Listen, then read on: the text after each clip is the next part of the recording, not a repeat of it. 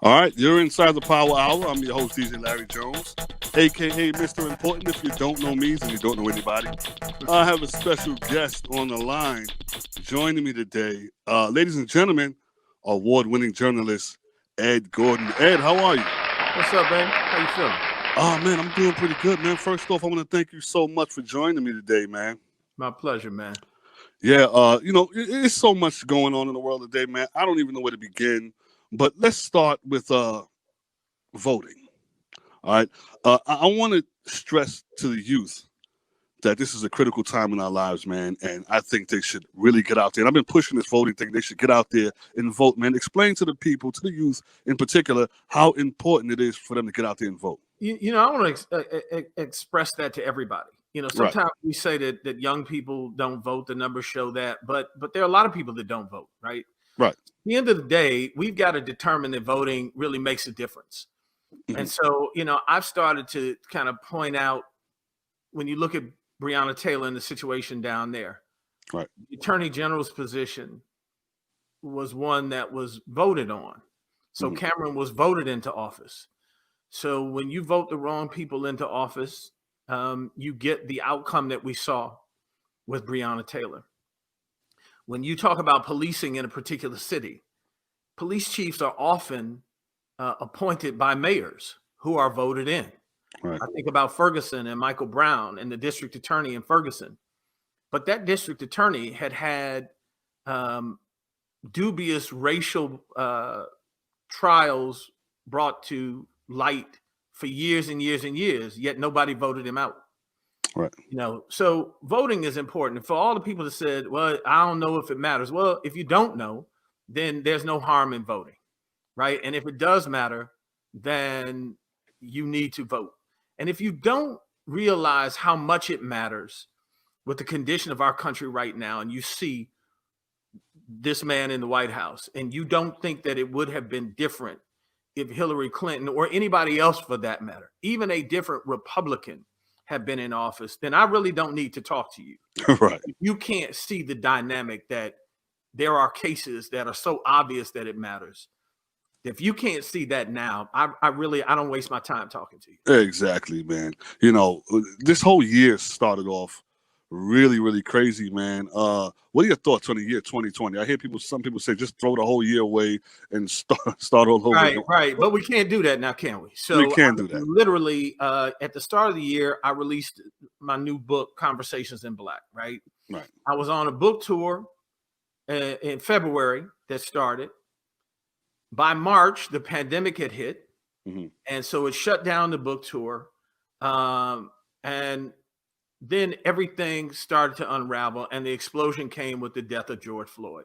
Right. And it seems like everything just keeps mounting and mounting. My daughter is in her mid-20s, and I'm tight with her and all of her friends. And, we have conversations. And it's rough for young people who really are kind of coming into their own if you're into your 20s and, your adulthood and your jobs. And now there's all this uncertainty. Mm-hmm. But, life isn't always fair. And right. So, you control what you can control. And so that's what I tell people. We couldn't control the pandemic, but you can control the spread of the pandemic. I was just in ATL recently. Uh-huh. You look at, some of these parties that we throw in. This ain't white folk only. This is us, right? Mm-hmm. I look at people who know better and who tell on a day-to-day, wear your mask. But check out their IG Live and see how many times they throw a backyard party. And, they taking pictures without masks. And then they'll tell you, but we put my mask right back on. Okay. What's done is done. I'm not asking you just to lock yourself in a basement, but we do have to be as mindful as we can, right? And for Black folk, again, this is killing us, right? Because we don't get the same health care. We don't have the same insurance. We don't take care of ourselves in the same way. So we got underlying conditions, and it's taking us out. Right. And so you have to ask yourself, man, this is a rough year, but dude, we done made it through slavery. We done made it through all kind of atrocities. We've made it through a country that we love that hasn't always loved us. Right. So we're going to make it through this, but it's just how we make it through. And do we do the best we can do to make it through? Right. Right. Now, I've also heard that for employees, right, they was going to make it to where if you don't have the vaccine, you can't come back to work until you get that vaccine. Yeah, that's going to be a rougher one to really put through. But if it's a privately owned company, they can certainly do that.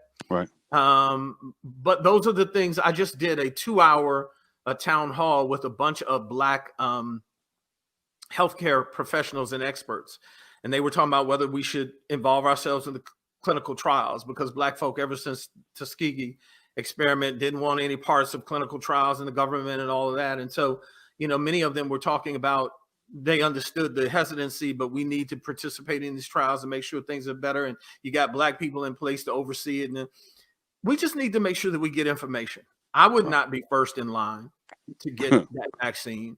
But there are other medicines that eventually we end up taking as Black folk that we believe are doing well, and they all went through clinical trials. And you just need to be educated. That's all I'm telling Black folk to do.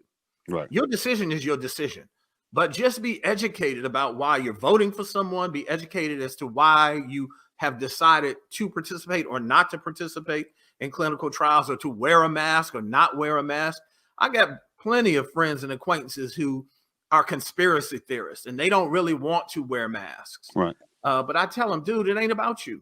If it was only going to kill you, cool, don't wear it. I'll watch you drop dead if it happens. But, now you affected me and my family because exactly you're uncomfortable. That's a whole, that's like somebody fronting you, right? Yeah. You walk outside of your door and somebody fronting you. Right.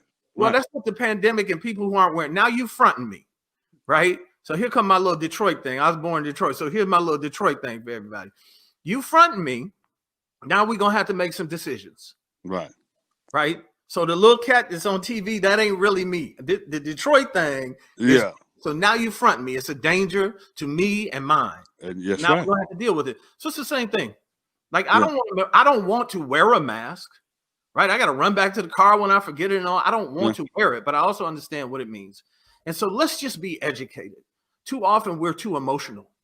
We're working off emotion and not knowledge. And that's all I want us to be. You can make your own decision. Just make it from a knowledgeable place. Right. Now, with all that being said, as far as protecting yourself, and, you still got to wash your hands, wear your mask, and protect yourself and protect others around you.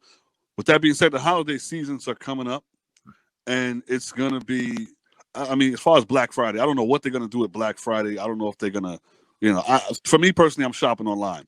But give some advice to people out there who may want to get into that holiday rush. Dude, forget Black Friday. It's whether or not look, my wife and I have been discussing whether we're going to go to her mother's for Thanksgiving, who lives with her sister. They just bought a big home in Vegas.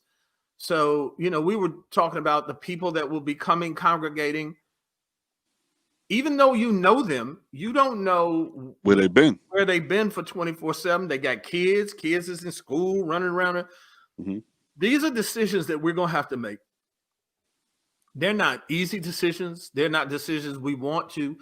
For all of what we complain about being with some relatives over the holiday, we still miss it if it doesn't happen. Yes. Your crazy uncle that you laugh about, but you would miss it if you don't get a chance to laugh about him this week, or your drunk auntie that starts dancing when Maze comes on, that kind of thing. But if you don't get it this year, you're going to miss it. But then you have to ask yourself, do I protect them? Do I protect myself?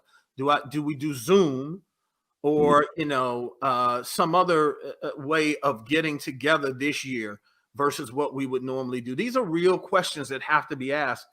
And again, I tell people, these are your decisions. Just make it educated decision. At the end of the day, you have to ask yourself, if I got sick, if I did, would it have been worth me doing this? Most of the time it isn't. And I'm not talking about sick with just some coughs and sniffles. We're talking sick. But I'm talking about those that die from this, that are placed on ventilators. So it's not the majority of people, but it can happen to you. And you don't have to be 80. You don't have to be overweight or, with lung disease. It can jump on you. Little kids are dying from this. Yeah. What's real? And so these are, again, goes back to the question of, do you want someone in the White House who's telling you that we're right around the corner and everything's fine, yet there are projections of by February, 300,000 people being dead or above.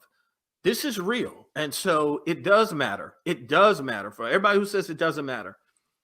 you can't convince me that it wouldn't be different if someone else were in that White House.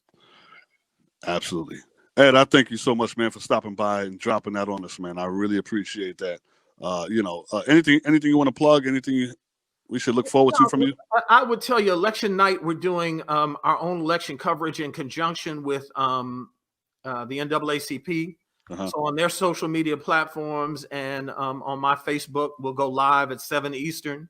I'll be joined by people like Jamel Hill and Michael Eric Dyson. We'll have a look in on many of the swing states and kind of keeping a watch of what's going on. So for everybody who's used to watching their favorite MS or CNN, continue to watch that and know that that's what we do on those nights. But everybody watches 8 and 9 different things now. So, Right. hit your phone and make sure you do that. And I encourage everybody to pick up the book, Conversations in Black. It's a great book, 40 plus influences and leaders from the usual suspects, Maxine Waters and Stacey Abrams and many others, Michael Eric Dyson, Eric Holder, to Harry Belafonte, Killer Mike, Jamel Hill, Wow. T.I., and it's all written as if we were in one room together holding a conversation. Right. So I encourage everybody to pick that up. But more than anything, I encourage you to vote. Definitely. Make sure you get out there and vote. Your voice matters. It's the Power Hour with DJ Larry Jones. Thank you so much, Ed Gordon. Good to see you. My man. All right.